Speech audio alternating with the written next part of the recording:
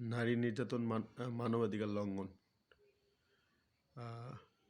Women operation is one kind of human rights violation. প্রতি বছর 25 November থেকে 10 December পর্যন্ত বিশ্বের লাখ লাখ মানুষ নারীর প্রতি সহিংসতার বিরুদ্ধে 16 দিনের প্রচার প্রচারণামূলক কর্মকাণ্ডে অংশগ্রহণ করে থাকেন।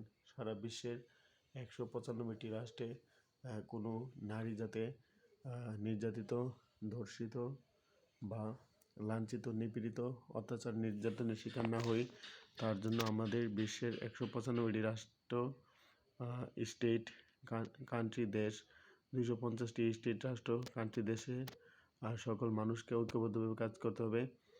এবং আমরা হজরত মুহাম্মদ সাল্লাল্লাহু আলাইহি ওয়াসাল্লাম, হজরত আদম আলাইহিস সালাম, হজরত ঈসা আলাইহিস সালাম, হজরত মুসা আলাইহিস সালাম, হজরত ইব্রাহিম আলাইহিস সালাম, হজরত নূহ আলাইহিস সালাম, হজরত হুদ আলাইহিস সালাম, হজরত লূত আলাইহিস সালাম, হজরত সালেহ আলাইহিস সালাম এর পদাঙ্ক অনুসরণ করে সারা বিশ্বের সকল নারীর মৌলিক মানবাধিকার নিশ্চিত করার জন্য কাজ চালিয়ে যাব। সারা বিশ্বের সকল জীব, সকল প্রাণী, সকল মানুষের মৌলিক মানবাধিকার কীভাবে নিশ্চিত করা যায় সেই জন্য কাজ চালিয়ে যাচ্ছি।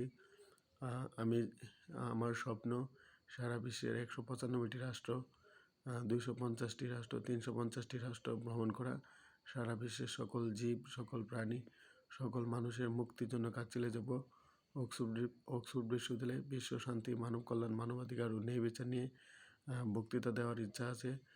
কেমব্রিজ বিশ্ববিদ্যালয়ে ফিলোসফি, পলিটিক্যাল সায়েন্স, ইকোনমিক্সে ভাষণ দেওয়ার ইচ্ছা আছে। হার্ভার্ড বিশ্ববিদ্যালয়ে ফিলোসফি, পলিটিক্যাল সায়েন্স, ইকোনমিক্সে ভাষণ দেওয়ার ইচ্ছা আছে। ইউনিভার্সিটি অফ ক্যালিফোর্নিয়াতে ফিলোসফি, পলিটিক্যাল সায়েন্স, ইকোনমিক্সে ভাষণ দেওয়ার ইচ্ছা আছে। সারা বিশ্বের সকল জীব, প্রাণী ও মানুষের মুক্তির জন্য কাজ চালিয়ে যাবো ইনশাল্লাহ।